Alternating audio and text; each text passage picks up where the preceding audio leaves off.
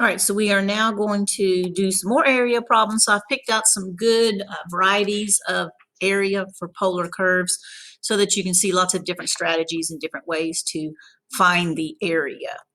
All right, so our targets, I can find the area of polar equation. So we're just doing specifically. Now, we know our area formula is the integral of 1/2 r squared d theta, and we have to make sure that the curve's only traced out one time, or else you'll get double the area if it goes traced out twice. The area between two polar curves, this is the same thing as thinking like a washer theorem. It's the integral of 1/2 big R squared minus little r squared. So you're doing the furthest out from the pole, that function minus the function that's closer to the pole. So big R is the curve further away from the pole, little r is the curve closer to the pole, because you're doing this length of R minus the inside length, and so you're only getting the pink part. And then finding intersections, sometimes they don't give us the limits of integration so that you can figure out where you're doing your area. So you have to figure it yourself. So you have to sometimes find the intersection of the two curves to figure out where they meet to where you can do the integral from A to B. So sometimes they tell us, sometimes we have to figure it out. And I think for just about every problem I'm doing, we have to figure it out. And then here, I'm doing all these by hand. So these are the two identities I'm going to be using over and over and over again in our problems to evaluate the integral. And I do want to say, though, if it does not, it's not always cosine squared of just theta or sine squared of just theta. So if that number is different, say sine squared of theta, say this theta was a 2 theta right there, then back here this becomes a 2 theta, so that makes that a 4 theta. So you can do, I can make this 8 theta. So if I'm doing cosine squared of 8 theta, then when I do the substitution, this 8 theta is going to come back here, put an 8 theta here. So that's going to end up making it 16 thetas. So just make the angle in the back here with the cosine double what you're doing, what you're substituting. That's all you got to do. All right, so we're going to jump right into it.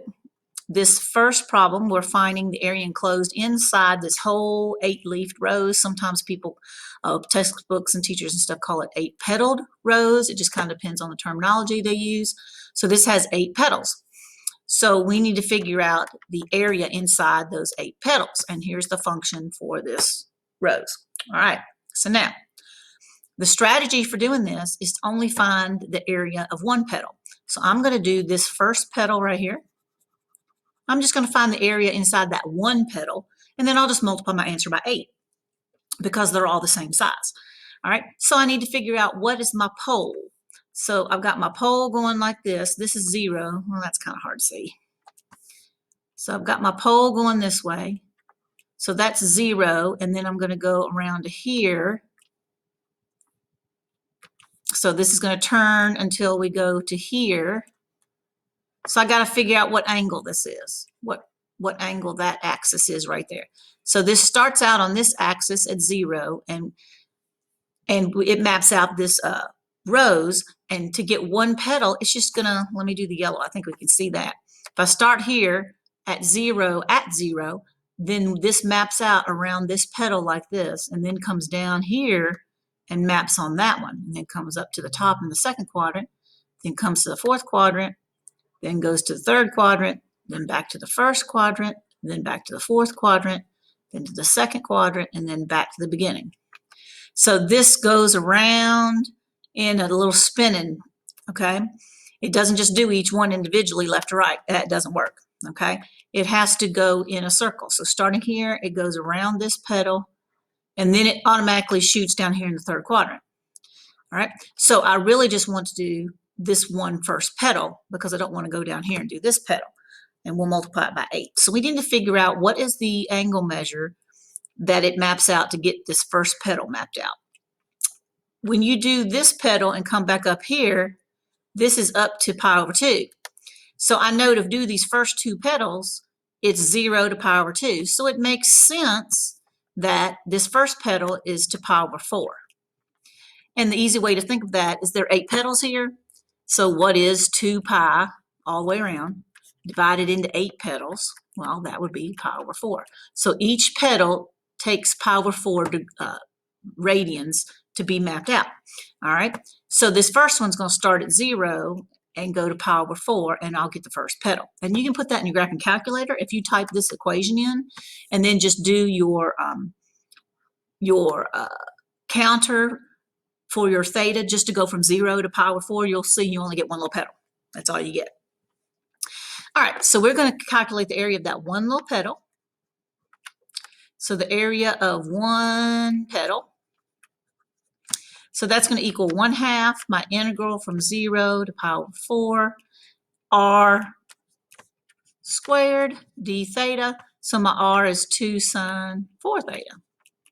All right, so now we're just going to work out our math. So 0 to pi over 4, I got to square these guys. So if I square that, I'll get 4 sine squared of 4 theta. And now I'm already ready to do a substitution. 0 to pi over 4.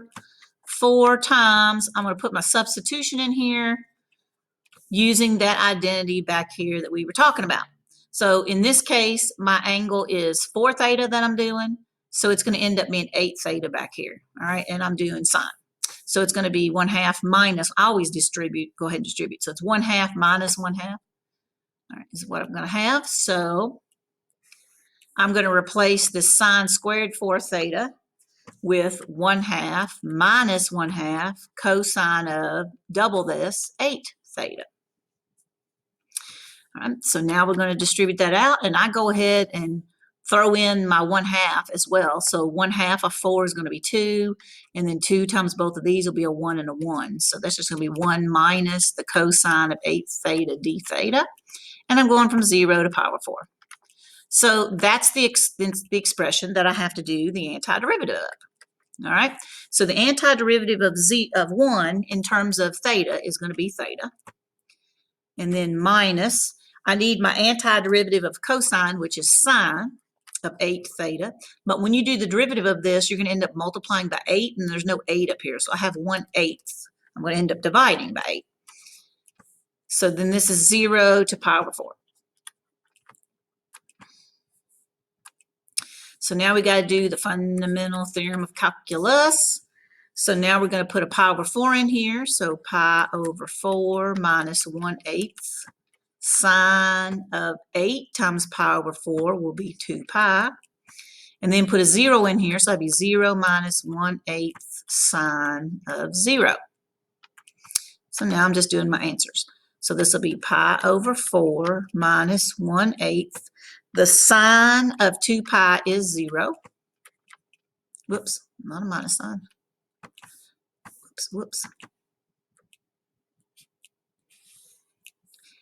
And then let's see, that's already 0, and the sine of 0 is 0. So all that's 0.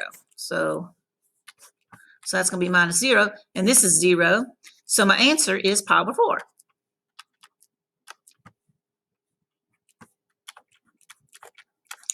Now, again, remember, that's only one of my petals, and this thing had 8 petals. So now I got to take my answer for one petal and multiply by 8. So the area of the whole thing is going to be 8 times pi over 4, which is going to be 2 pi. So the area of the entire 8 petaled rose is 2 pi. So there's your first one. Okay? All right, the next one. And I've got different parts for this one. So I'm going to use the same picture, and we're going to find different parts of it. It says, find the area of the region shared by the circle and the cardioid. So we want the area that they both have inside of them. So that's going to be this area in here. That's inside the circle and inside the cardioid. All right, so even this little piece right in here, all of this. Now, the interesting thing about finding the area in here, notice that, let's use green. Notice that on either side of this vertical axis, the area on this right side of the axis is only the area that's inside the cardioid. On the left side of this axis, the area is only the area inside of the circle. So what I'm going to do is I'm going to do the area of the cardioid and I'm going to go from here to here. And then I'm going to do the circle, and I'm going to go from here around here. So I'm actually going to do two different integrals because this really separates nicely based on across this vertical axis here, that this area section only deals with looking at the cardioid, and the area section over here only deals with looking at the circle. All right, so my area is going to be the sum of two different integrals. All righty, the sum of two different integrals. So my first integral is right here, where I've got just this cardioid.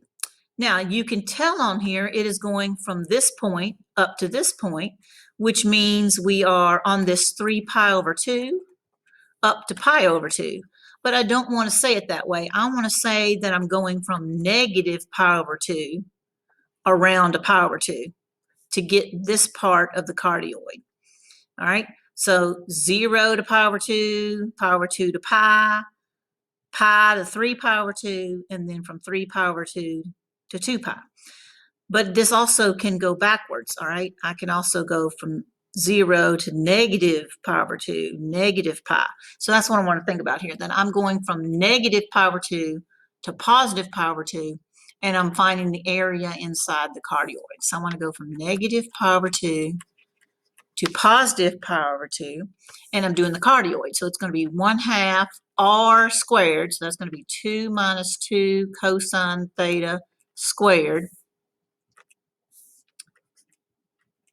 d theta. And then for the circle, I'm going to go from pi over 2 to 3 pi over 2. All right, so I'm going to go from pi over 2 to 3 pi over 2. So that'll be 1/2, and then my r squared, which the r for that's just 2 squared d theta. All right, so for the first one, I've got 1/2 r squared d theta, and where r is the cardioid, and I'm just doing the cardioid from negative pi over 2 to positive pi over 2. And then for the circle piece, I'm going to go from pi over 2 to 3 pi over 2, and it's 1/2 r squared d theta, where r is just the circle 2. So now I'm just going to integrate these two pieces, and we'll have it. All right, so let's see here. I need to square this out first. So negative pi over 2 to pi over 2. So this is going to be 1/2 times squaring this out. Square the first term. The middle term is where you multiply and double. So that'll be a -8 cosine, because I multiplied these together. 2 times -2 is -4. Then I doubled it to -8 cosine. And then for my last term, I square it. So that'll be a +4 cosine squared theta d theta. So that's the first one. All right. And then plus the integral from pi over 2 to 3 pi over 2. I'm doing, oh, that's easy. So 2 squared is 4, 1/2 of 4 is 2. So this will be just 2 d theta. And I caught myself, I got 3 pi over 2 there. All right, so now I need to do the substitution here, okay? And I'm going to distribute my 1/2 across to make it easy for myself to do the math as well. I mean, this is just a lot of algebra. All right, negative pi over 2 to positive pi over 2. So I'm going to distribute the 1/2 across. So this would be a 2 minus 4 cosine. And then this is going to be plus 2. But in place of this cosine squared, I'm going to put that 1/2 plus 1/2 cosine 2 theta in that spot. All right, plus the integral from pi over 2 to 3 pi over 2 d theta. All right, so keeping on a rolling. So negative pi over 2 to positive pi over 2. This will be 2 minus 4 cosine, and I'm going to distribute this 2 across. So that's going to be 1, so that's going to make this a 3. So I might as well just change this to a 3. Makes that a 3. And then 2 times this will be a 1 cosine 2 theta d theta. So 2 times 1/2 is 1, and I added that here to make 3. And then 2 times this 1/2 is 1 cosine 2 theta. All right, and then I'm just going to keep copying this over until I'm ready to do my integration, which I'm real close here. Do the antiderivative. All right, so now we're ready to do our antiderivative. So the antiderivative of 3, remember we're in terms of thetas. So the antiderivative of a 3 is a 3 theta. All right, and then minus 4, the antiderivative of cosine is sine. And then plus the antiderivative of cosine 2 theta is sine 2 theta. But I know when I take my derivative, I got to multiply by 2, so I got to divide by 2, so I got a little have 1/2 in there. And then I'm evaluating it from negative pi over 2 to positive pi over 2. All right, and then on this one, easy, the antiderivative of 2 in terms of thetas is 2 theta, and I'm evaluating that from pi over 2 to 3 pi over 2. All righty, so now I'm going to do the fundamental theorem of calculus a couple of times. All right, so we're going to put pi over 2 in here, so that's going to be 3 pi over 2. And I didn't do the fundamental theorem of calculus because I know I'm going to end up running out of room, so I'm just going to do it. So put pi over 2 in here, and then minus 4 sine of pi over 2 plus 1/2 sine. Putting a pi over 2 in there and times it by 2 is going to make that a pi. Minus, now we're going to put negative pi over 2 in there. So negative 3 pi over 2 minus 4 sine of negative pi over 2 plus 1/2 sine, and 2 times this will be a negative pi. Just so I remember these guys are negative here. All right, so that's my first fundamental theorem. Now I'm going to do the second fundamental theorem. So I'm going to put 3 pi over 2 in here. So 3 pi over 2 times 2 is going to be 3 pi minus, putting pi over 2 in there times 2 will be pi. All righty. So now let's simplify this on out. So let's do 3 pi over 2. The sine of pi over 2 is 1, so that's going to make negative 4. The sine of pi is 0, so that's gone. Then this is going to be positive 3 pi over 2 because I'm distributing my negative. The sine of negative pi over 2 is really at 3 pi over 2, which is going to be negative 1, and that's going to make this a positive 4, but you're subtracting, so it's still going to be a minus 4. The sine of negative pi is going to be at the same place as pi, and the sine of pi is 0, so that's gone. And then you have plus 3 pi minus pi. So what do we end up with here? We got 3 pi plus 3 pi, which is going to mean 3 pi over 2 plus 3 pi over 2, which is 3 pi, minus 4 is a minus 8, and then 3 pi minus a pi is a 2 pi. So my final answer is 5 pi minus 8. 5 pi minus 8. And you can always change this to a decimal, and then you can always go back up here and math 9 these guys just to check your answers. All right, but I am doing this out longhand and doing all of the algebra. All right, so I hope you're loving it. Okay. All right, this next one, I want to do the same picture, except this time I want to find the area inside the circle, but outside the cardioid. So we want to be inside the circle, but on the outside of the cardioid. So that's going to be this area here. We're still inside the circle. We're still inside the circle, but we're on the outside of the cardioid. All right, so now, should be pretty easy to figure out how to do this one.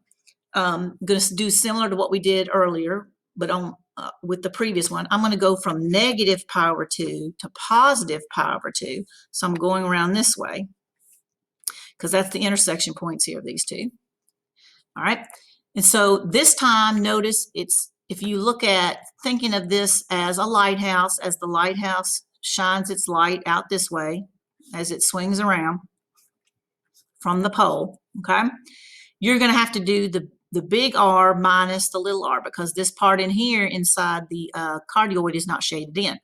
So we're going to do big R, which is the circle, minus little r, which is going to be the cardioid. So we're going to have to subtract circle minus cardioid, circle minus cardioid.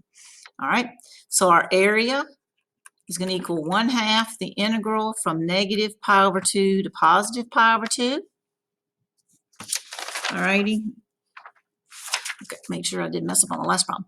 All right, and this is going to be big R squared, which is the circle, so I don't need a very big thing, minus little r squared, and then d theta. So my big radius, my big R, is the one furthest away, which is the circle, so that's the 2. And then the closer function is the cardioid, which is this one, the 2 minus 2 cosine theta. So I'm doing 1/2 the integral from negative pi over 2 to positive pi over 2, big R squared minus little r squared d theta. All right, so now algebra. So 2 squared is obviously 4, minus, I have to square this. So again, we square the first term, that's 4. To get our middle term, we multiply and double. So -4 doubled will be -8 cosine theta. Then you square your last term to +4 cosine squared theta. And I'm putting this in parentheses or brackets because I had a subtraction sign in front of it. So I don't want to forget to distribute the minus sign. So square the first, square the last term, and then multiply and double to get your middle term. All right. So then we're going to have 1/2 the integral from negative pi over 2 to positive pi over 2. 4 minus 4, woohoo, that's gone. And this will be a +8 cosine theta, and this will be a -4 cosine squared theta d theta. So the 4's go away. And when I multiply through here by 1/2, let's see, this is going to be negative pi over 2 to positive pi over 2. When I multiply through by 1/2, this will be 4 cosine theta, and then this will be a -2. And I'm going to go ahead and put in place of that cosine squared, I'm going to put that 1/2 plus 1/2 cosine 2 theta in its place. All righty. Okay, so now let's distribute that on out. Negative pi over 2 to positive pi over 2. So this is 4 cosine. And then this is going to be a -2. And then this will be, no, I can't multiply, can I? So that'll be -2 times 1/2 be -1. And then -2 times 1/2 will be a negative cosine 2 theta d theta. All right. So now we're ready to do the antiderivative. All right, so our antiderivative, the antiderivative of 4 cosine, you keep a coefficient. The antiderivative of cosine is sine. The antiderivative of -1 in terms of theta will be a negative theta. Minus the antiderivative of cosine is going to be sine 2 theta, but when you take your derivative, you multiply by 2, so we need to multiply by 1/2 or divide by 2 when we do our antiderivative. Now, if you're unsure about this, then you should do the derivative of this, make sure you get this function back. So if you're not sure of your antiderivative, always take the derivative of your answer and see if you get your original problem here behind your integral, your integrand. And then we're going from negative pi over 2 to positive pi over 2. So now I'm ready to do the fundamental theorem. I think I can do by parentheses this time. Fundamental theorem of calculus. All right, so I'm going to put a pi over 2 first. So that'd be 4 sine of pi over 2 minus a pi over 2 minus 1/2 sine. I'm putting pi over 2 in here, so that's going to make pi. Now I'm going to put negative pi over 2 in there. So it'll be 4 sine of negative pi. Just want to remember that's negative pi over 2. So 4 sine of negative pi over 2. And then putting a negative pi over 2 is going to make that plus pi over 2 minus 1/2 sine. Putting a negative pi over 2 in there is going to be a negative pi. All right, so now I'm ready to evaluate. So let's see. This will be 4 times the sine of pi over 2 is 1, so that'll be 4, minus pi over 2. The sine of pi is 0. Then this will be minus 4. The sine of negative pi over 2 is -1, so it's going to make that a plus 4. Then this is going to be a negative pi over 2 when you distribute the negative across there. And then the sine of negative pi is the same as the sine of pi, so that's 0. So that one goes away. So now we're left with 4 plus 4 is 8. And then minus pi over 2 is going to be a minus pi. So 8 minus pi is our answer.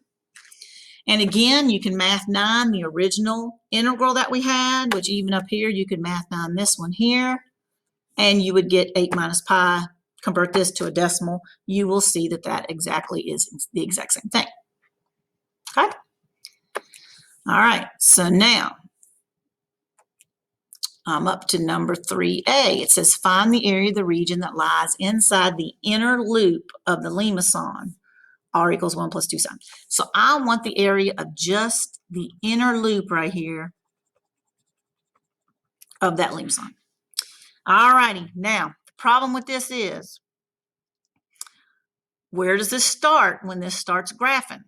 Okay, and they'd start at different places now. So putting this in the graphing calculator would be the best thing to see how it maps out and goes.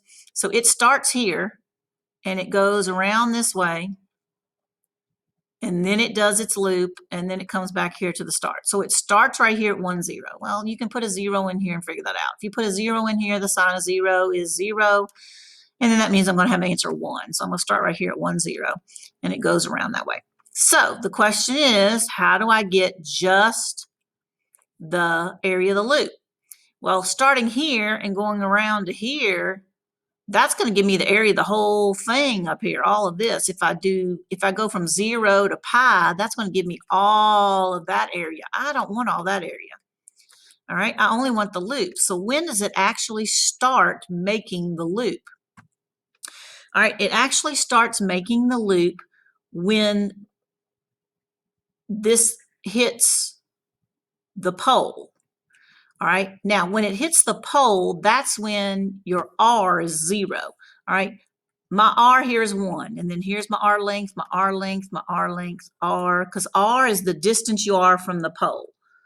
So my distance from the pole, is 0 once we start making this loop right here, is what I'm trying to say. All right.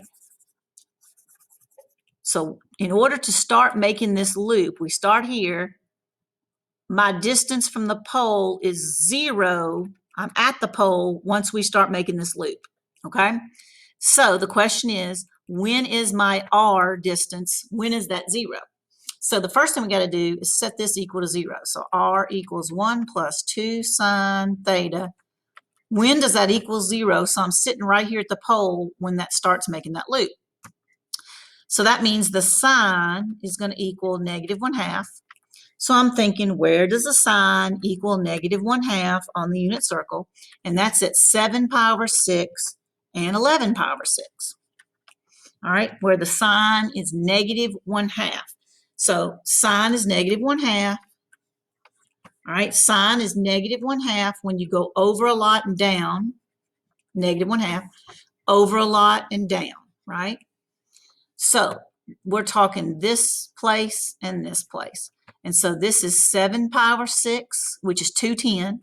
And this is 11 pi over 6, which is 330. So that means we're just 30 degrees from the horizontal axis. All right.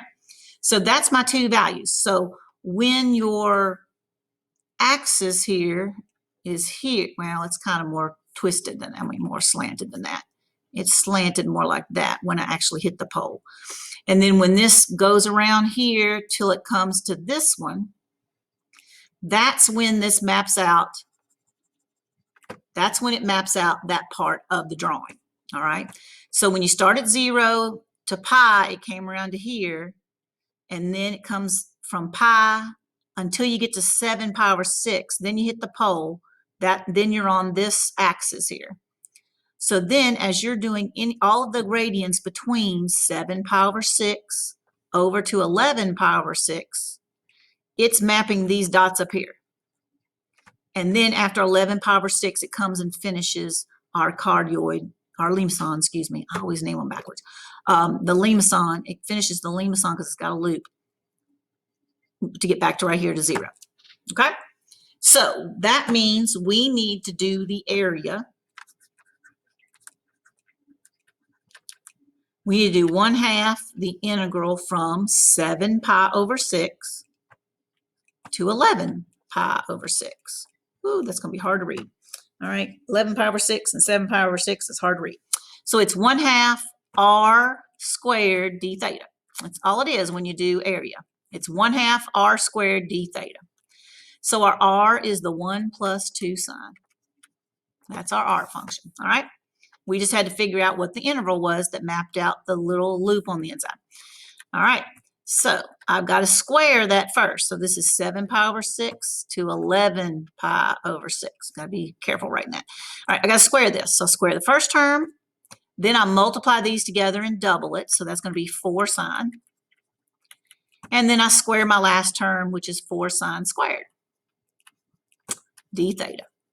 So now I have to do my substitution, and also I'm going to distribute in my 1/2. So that'll be a 1. Well, let me do my integral first before I forget. So I'm going to distribute my 1/2 in. So that'll be 1/2 plus 2 sine, and then plus 2. And in place of the sine squared, this is where I'm going to do 1/2 minus 1/2 cosine 2 theta. That's that substitution of that identity for sine squared.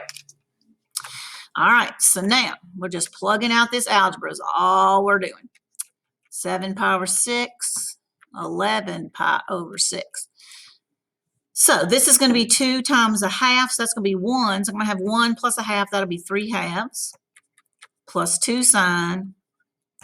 And then this will be 2 times this minus half will be a minus 1 cosine 2 theta d theta. All right, so now, I'm ready to do my antiderivative. All right, so my antiderivative of 3/2 in terms of theta is going to be a 3/2 theta plus 2. The antiderivative of sine is negative cosine.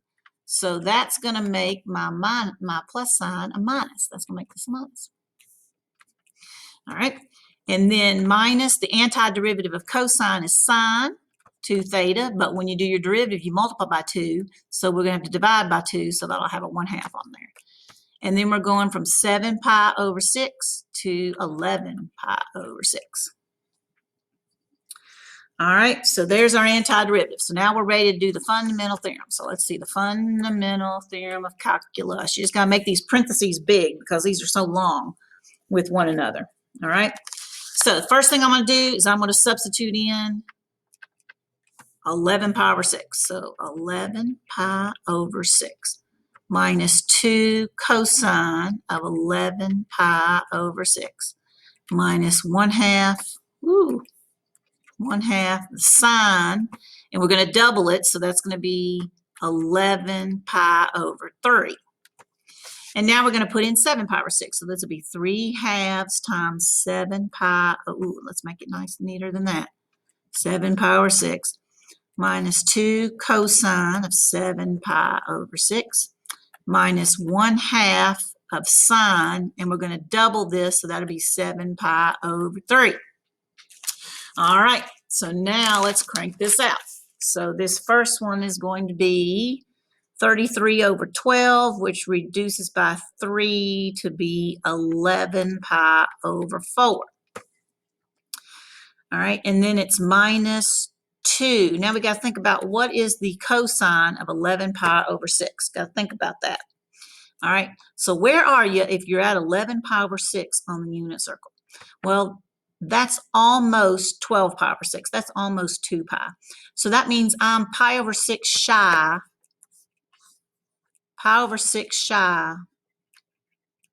of being at 2 pi. So that means I'm over a lot and down a little. So what's my cosine? My cosine is the over a lot. So that's going to be radical 3 over 2. Okay? Then it's going to be minus 1/2. Now I got to figure out what's the sine of 11 pi over 3. Now, 11 pi over 3 is pi over 3 shy of being 12 pi over 3, which is 4 pi.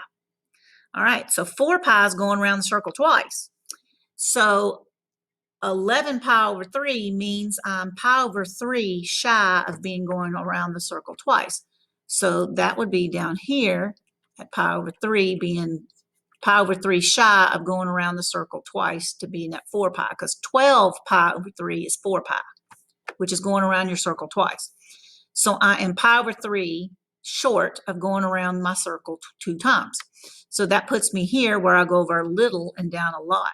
So what's my sign? My sign is my down a lot, which is negative radical 3 over 2.